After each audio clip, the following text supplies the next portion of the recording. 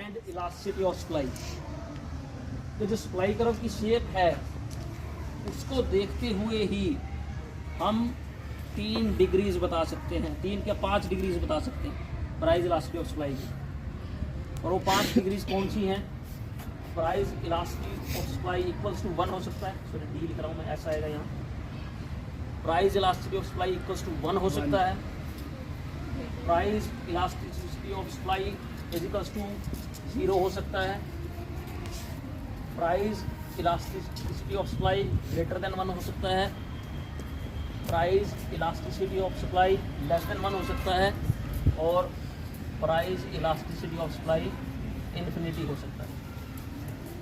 ये 5 कैटेगरीज हैं, 5 डिग्रीज हैं।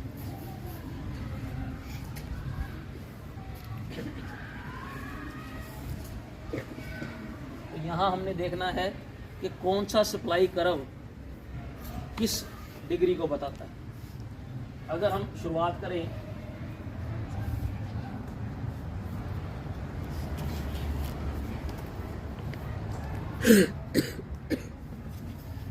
कि जब elasticity of supply equals to 1 है, उस सिचुएशन में हमारा जो सप्लाई कर्व है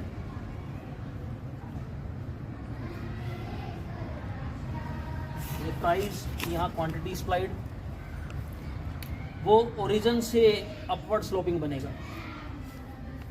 जो भी सप्लाई कर्व ओरिजिन से शुरू होकर अपवर्ड स्लोपिंग जा रहा है वहाँ प्राइस इलास्टिसिटी ऑफ सप्लाई हमेशा इक्वल्स टू 1 रहेगा।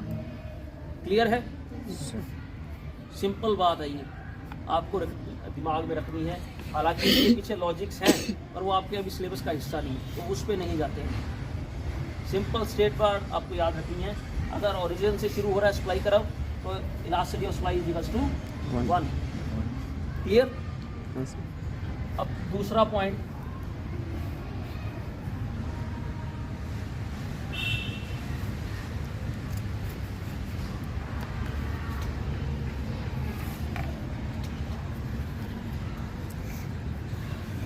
क्या है कि हमने यहाँ लिखा 0। प्राइस इलास्टिसिटी ऑफ सप्लाई 0 कब होगी? जब आपका सप्लाई कर्व बिल्कुल पैरेलल टू वाई एक्सिस होगा। क्या हो जाए? Parallel to y axis.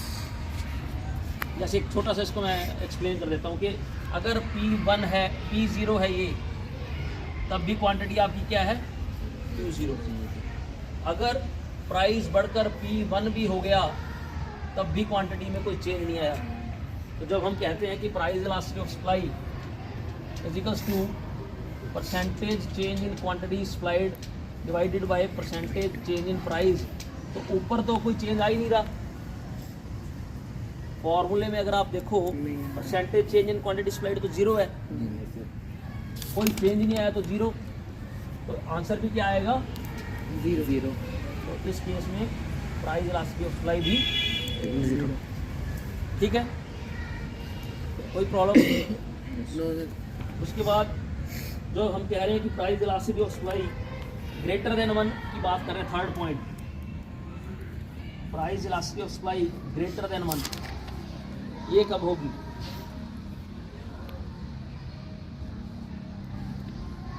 जब आपका सप्लाई कर्व जो है वो वाई एक्सिस से शुरू हो रहा है। कहाँ से शुरू हो रहा है? वाई एक्सिस से। इधर आपका प्राइस, इधर क्वांटिटी सप्लाई। जब भी सप्लाई कर्व वाई एक्सिस से शुरू हो रहा है, price elasticity of supply greater than 1। क्योंकि हमेशा इसमें जब आप देखोगे तो आपको इसका प्रॉपर फॉर्मूला है जो हम इसको चेक करते हैं, वहाँ नहीं जाते हम। तो इससे आपको सिंपल ये याद रखना है, क्योंकि इसकी एक्सप्लेनेशन में जाएंगे तो हमें कई चीज़ें पीछे से जाकर चेक करनी पड़ेंगी। तो उसमें हम देखते हैं कि percentage change in quantity supplied कितना आ रहा है, परसेंटेज चेंज इन प्राइस कितना आ रहा है, उसको हम फॉर्मूले में करके फिर आंसर आता है हमारे पास। तो आपको याद रखना है कि जब आपका वाई एक्सिस से शुरू हो रहा है तो price elasticity of supply greater than 1। Next क्या है हमारा? Less than 1।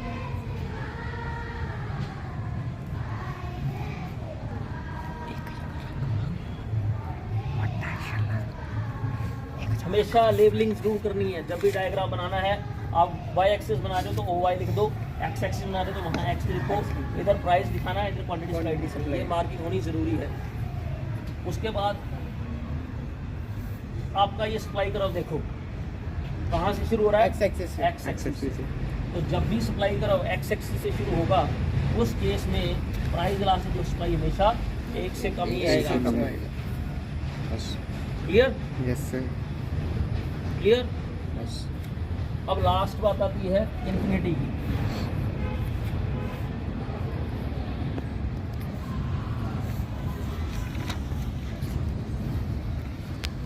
अब इसमें देखो इन्फिनिटी कब आएगा, जब आपका supply curve parallel to x axis, parallel दिखना भी चाहिए, पैरेलल टू एक्स एक्सिस।